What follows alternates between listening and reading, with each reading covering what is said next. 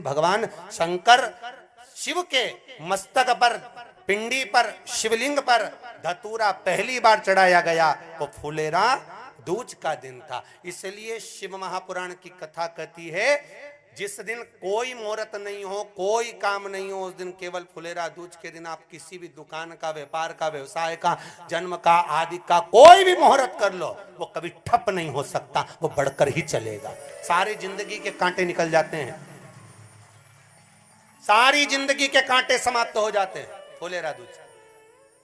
कहते हैं दुनिया में सब दिन का दान, सब दिन का पुण्य समाप्त हो सकता है, और फुलेरा दूज का दान, पुण्य, सत्कर्म, भजन, कीर्तन, नाम स्मरण समाप्त नहीं होता। चक्कर आ जाते हो, अचानक गिर जाते हो, हापड़ी भराने लगती हो थोड़ा सा चलने पर, श्वास फूल जाती हो ज्यादा चढ़ने पर, उनके लिए विशेष है कि धतूरे की जड़ को, धतूरे का जो फल होता है उसकी जड़ महाराज निकाल कर, धोकर, उसको घिसकर शंकर भगवान पर उसका लेपन कर दीजिए।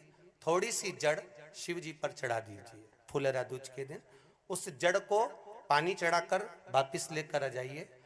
जो मिर्गी का मरीज होता है, जिसको दमे की शिकायत होती है, श्वास की होती है, चलने में हापड़ी भरा जाती हो, फुलेरा दूज के दिन दोपहर के समय पर उसको वो जड़ केवल 3 या 4 बार सुगंध में सुंगा दी जाती है तो मिर्गी की बीमारी समाप्त हो जाती है, और जिसको दमा श्वास फूलता है उसको भी आराम लग जाता है। फुलेरा दूज के दिन उसके लिए नित्य आनंद का सुख दे जाती है। और भी ध्यान दें, जिसको बहुत भारी बीमारी हो, डॉक्टर कह रहे हैं कि ऑपरेशन की जरूरत है, ऑपरेशन कराना पड़ेगा, गांठ हो गई है, ये हो गया है, वो हो गया है, निवेदन है एक धतूरा फुलेरा दूज के दिन भगवान शंकर के शिवलिंग पर समर्पित करें, और 5 बेलपत्र नंदीश्वर भगवान पर अर्थात भगवान नंदी पर समर्पित करें। जीवन में कितनी बड़ी भी बीमारी होगी वो आगे नहीं बढ़ सकती, ऑपरेशन की जरूरत नहीं पड़ सकती, वो केवल फुलेरा दूज पर हो, केवल फुलेरा दूज के दिन, उसके सिवाय नहीं। और वो 15 मार्च को है, मौका मिला है, आनंद से। धतूरा होता है विषैला। कैसा होता है? विषैला, बहुत विष होता है धतूरे के अंदर।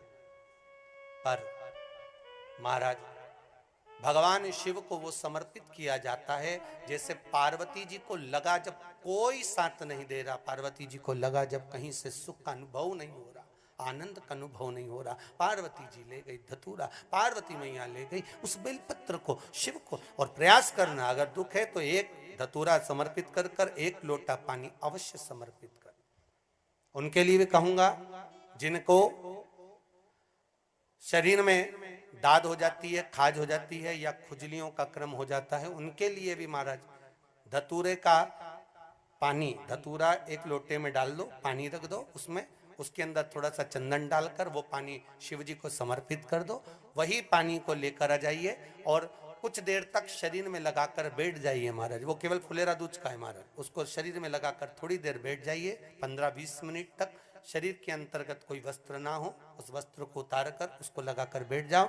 2.5 से 3 महीने में दांत खाज, किसी भी चर्म रोग होगा वो धीरे धीरे समाप्ति की ओर हो जाएगा। महाराज फुलेरा दूज का महत्व शास्त्र कहता है, भले इसको छुपाकर रखा गया हो शास्त्रों के अनुसार, पर इसकी महत्व का जो दुकान, जो व्यापार, जो व्यवसाय, और पहले भी आपको कहा, मान लो आप शिवरात्रि के दिन रात को भगवान शंकर को धतूरा चढ़ाते हो व्यापार व्यवसाय के लिए, और वो धतूरा आप शिवरात्रि के दिन सुबह 4 बजे से पहले नहीं बांध सकते, तो उस धतूरे को फुलेरा दूज के दिन लाल वस्त्र में बांधकर अपने व्यापार वाली जगह पर बांध दो। जीवन में कभी व्यापार नीचे नहीं जाएगा, बढ़ता ही चला जाएगा। और उनके लिए भी निवेदन करूंगा जिनके यहाँ कर्जा बहुत है, बहुत कर्जा है, चूक ही नहीं रहा, पैसा ही नहीं रहा, व्यापार चले तो कर्जा चूके, उनके लिए भी निवेदन करूंगा। एक धतूरा बेलपत्री के पेड़ के नीचे शिवलिंग का निर्माण कर कर फुलेरा दूज के दिन उस धतूरे को अपनी कामना कर कर हल्दी में भिंगोकर उसको भगवान शंकर को समर्पित कर दीजिए अपनी कामना कर कर। उसी हल्दी की 1 बिंदी अपने साथ में रुमाल में लगाकर अपने व्यापार व्यवसाय की जगह पर लेकर जाइए। कर्जा धीरे धीरे धीरे धीरे जब चूकेगा, जब लक्ष्मी आएगी, तो लक्ष्मी की वृद्धि भी वो करता महाराज। ये फुलेरा दूज के उपाय। जिस दिन मां जगतजननी जगदम्बा अंबा स्वयं भगवान शंकर को मौन होकर देख कर विलापित होती हैं, नैनों से नीर बहता, शिव को हुआ क्या, शंकर को क्या हुआ है, योगरदानी को हुआ क्या।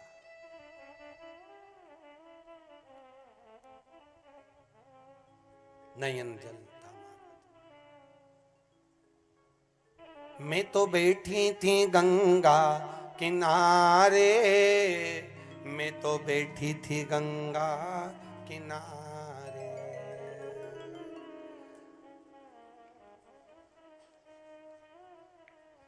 ऐसा धक्का दिया ओ भोलेनाथ, दिल तुझको दिया ओ भोले।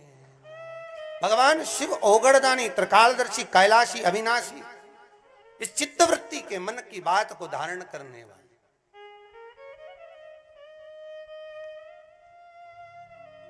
जिन लड़का और लड़की का विवाह नहीं हो रहा है,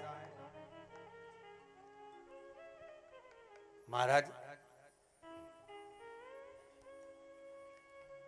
विवाह के लिए बहुत परेशान हो गए, उनके लिए भी 5 बेलपत्र, 1 धतूरा, 5 शमी पत्र अशोक सुंदरी वाले स्थान पर, चाहे मंगल हो, चाहे राहु हो, चाहे केतु हो, सारे ग्रह भले अनुकूल है नहीं है, प्रतिकूल है नहीं है, वो अपने अनुसार उसको लेकर शमी पत्र, बेलपत्र और धतूरा हाथ की हथेली में रखकर, जिसका मंगल विवाह नहीं हो रहा, बहुत कष्टप्रद है, हाथ में रखकर अशोक सुंदरी, अशोक सुंदरी का स्थान सबको मालूम है ना, भगवान शंकर की जलाधारी पर